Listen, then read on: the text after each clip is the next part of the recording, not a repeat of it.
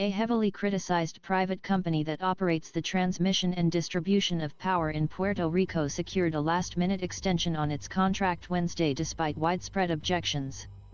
Luma Energy obtained the extension following a 4-1 vote by the Puerto Rico Electric Power Authority's board, with the sole dissenting vote cast by a member representing the Publicaco's interest. The approval of the temporary contract comes amid worsening power outages that prompted the U.S. government to intervene this month and start securing barges and land-based generators to ease blackouts.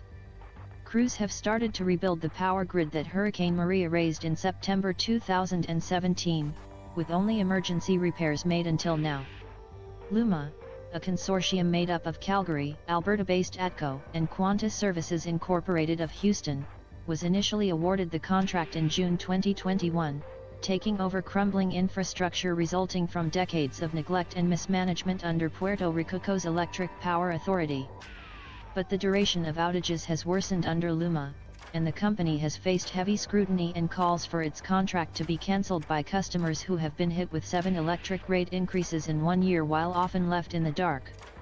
Several substations have caught fire in recent months, with Luma on occasion blaming bad weather, sargassum oko, a type of seaweed oko, and even an iguana, as well as aging infrastructure further weakened by Hurricane Fiona, a Category 1 storm that struck Puerto Rico's southwest region in September and caused an estimated $4 billion in damage to the power grid.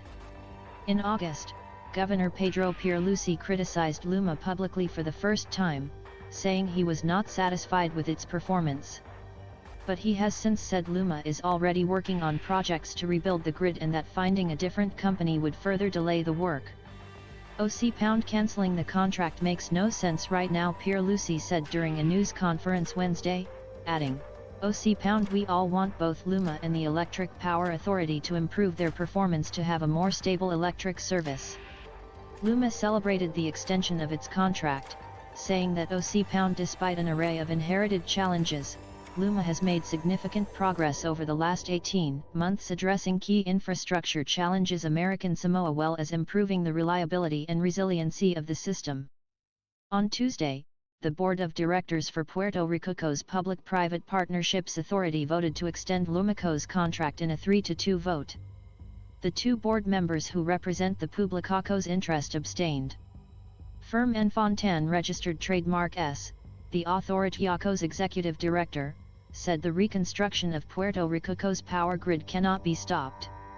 There is no room to look back, he said. Also backing Luma is a federal control board that oversees Puerto Rico's finances. It issued a statement saying IDACO's aware of the debate surrounding Luma and that customers are entitled to demand improvements.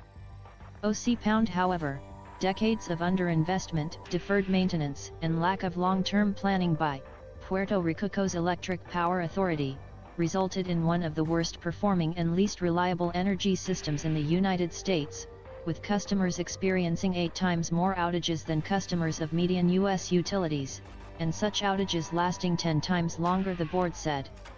These fundamental deficiencies cannot be reasonably expected to be fully corrected within just 18 months of operations. Government officials warned that canceling Luma's contract could cost up to $600 million, an amount Puerto Rico cannot afford since it just emerged from the biggest municipal bankruptcy in U.S. history. Lumaco's contract is expected to remain in place until the bankruptcy of Puerto Rico's power company, which holds some $9 billion in debt, is resolved. It is the largest debt held by any local government agency. Mediation talks to restructure its debt broke down earlier this year, with a federal judge in late September ordering a fresh round of talks and allowing the Federal Control Board to go to court to determine how much money bondholders should receive. If the judge approves a debt restructuring plan for the power company, then a 15-year contract for Luma kicks in, and Luma would be subject to bonuses or penalties depending on its performance. Puerto Rico's Electric Power Authority has to file a proposal to slash its debt by Thursday. It was not immediately clear if the deadline would be met.